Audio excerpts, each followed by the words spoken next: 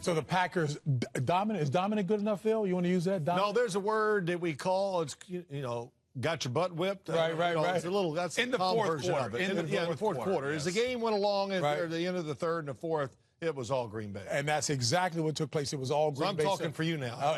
Thank you very much. That was the G-rated version. So they move on to play the Cowboys. But, folks, as we tape here in New York on Tuesday, the boating trip to Miami of the New York Giants wide receivers, still the talk of the town. Boomer, you've got the #1 talk show in town here in the mornings. Is it still the talk of the town? It is. It was last week preceding the game. Most of it was negative. It knocked the Jets off the back pages of the papers, which Brandon was alluding to before.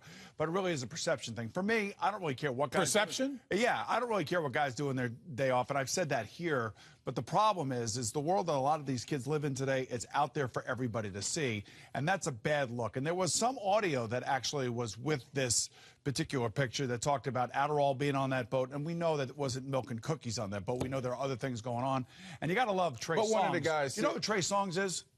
He's a rapper, right? So he was on the boat with those guys, the yacht and all that other stuff. He basically tweeted out after the Hail Mary, well, the DBs weren't on the boat.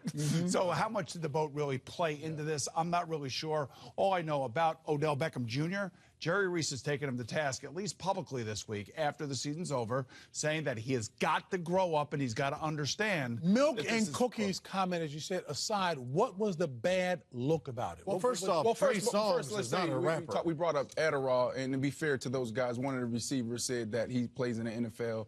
And I can't take it. So that's good. Sterling Shepard said the right thing, yeah. Well, go ahead, Phil. No, first off, Trey Songz is not a rapper. He's a singer. So my guy was sold, baby. Man, I love it. Phil. Well, we don't want to. Hey, I read where he was a rapper. I've never heard one of his. Brandon helped Boomer to say they're not called Timberlands, they're called Tim's. All right, go ahead. Okay, I didn't know that either. Let me ask you a question, though, Brandon. All these things that have gone on with the group and Odell Beckham Jr., mostly, the antics on the field, players searching him out, wanting to get him upset. We saw that last year. The net, proposing to the net. And, it just goes on and on. And what he did this week, what he did down with the picture, then taking his shirt off before the game, then he drops the early pass. Yeah. I'm asking you as a receiver, does that get into your head? Was that part of the problem, you think, with him for the rest of the game? Absolutely. When you go out your way to draw attention, whether it's on the field or off the field, you have to back it up. We know that as competitors. And when you go out there and you don't perform up to par, it's in the back of your head. So I can only imagine what he was thinking when he dropped that first ball. So the question I would have, after 3 years, he's off to one of the greatest, if not the greatest start in the history of being a wide receiver in this league. So that means he has a very good chance to outdo, Jerry Rice if he takes himself seriously. Those of us who know Jerry Rice know how much he put into his great career to ultimately be looked at not only as the greatest wide receiver in the history of the league, but maybe the greatest football player in the league. And I think that's what the Giants want to get out of Odell Beckham Jr. Here as they move forward. What did you guys do? I mean, Brandon's a current player. We get that. What did you guys do on your off days? Because we talk about perceptions. I mean, are they allowed to do it? Is there anything that they could do along those lines that wouldn't be perceived as being wrong? I know if they stayed here in New York, they'd probably go out to a club, whether I did that in Cincinnati.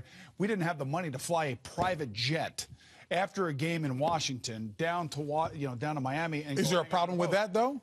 It's not. It's just a different world that we live in, and they should know better. I mean, because their world is all out there for everybody to see, and they want people to see. They put it out there. They want people to see. Okay. That's the crazy thing. So they wanted it. Well, let's go to Brandon. Brandon's a current player. There was an article, as you well know, Brandon showed at the top of the show, that you're being asked to step aside from this show because you are a current player. From the media. You're not, from the media. You're not focused 100% on football. Well, I mean, my answer to that is I went for 1,500 yards last year and 14 touchdowns. So it has nothing to do with production. And what people need to understand, they're talking about these guys flying to Miami and going out and partying like that's a distraction. Well, we live in New York. Yeah. This is the biggest city, the biggest party city in the world. I mean, we step outside of our house, and there's so many distractions out there. So there's so many nightclubs. You can go out every single night of the week and have something thrown in your face. So this isn't a distraction. It's what Eli said. It's the perception of it, and you have to back it up. And those guys didn't back it up, and that's the problem. What about you being in TV on this show? Is this a distraction from your focus on football? Well, I think what it is no, it's not. But what it is you have to back it up. So last year, I backed it up. I put up 1,500 yards, and people were praising me. They were saying, "Oh, this is great." They were writing great articles about me being on the show. This year, our team stunk it up. And to be fair, you were nominated for an Emmy as well, too, but go ahead. Well, thank you. And my production was down. So now you expect this. This comes with the territory, especially being in New York. I didn't get nominated for doing It's unbelievable. But Jimmy, I will say again, I don't have a problem with whatever they want to do in their day off, just like Ben McAdoo said. But like I was telling you on the radio show, the perception that people have of it, it's like they should be focused. Fans want them focused on the next game. And you could say, why doesn't it ever happen in New England? Listen, in our day, the players were wilder than they are now. Yeah. But Really? You know what? If they played in this age, they wouldn't be, because of all that's out there, because people will take pictures of you and everything. It changes who you are because of what's out there right now. But, man, we had guys, look, we had a lot of partiers. And you know what? Line up on Sunday, they're young guys, they still played, whatever.